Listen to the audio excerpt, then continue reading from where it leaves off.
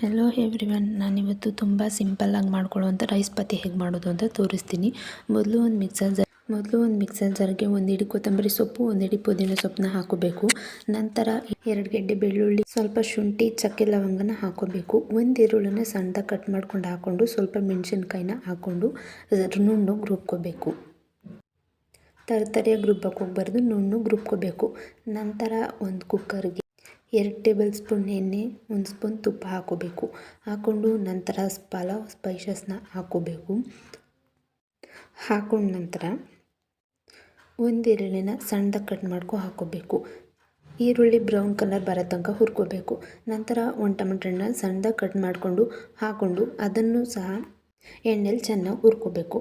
ಅದಾದ ನಂತರ ತರಕಾರಿಗಳನ್ನ ಹಾಕಿ ಅದನ್ನು ಸಹ ಹುರ್ಕೋಬೇಕು. ನಂತರ ರುಬ್ಬಿರುವಂತಹ ಮಸಾಲೆ ಪೇಸ್ಟ್ನ ಹಾಕಿ ಮಸಾಲೆದು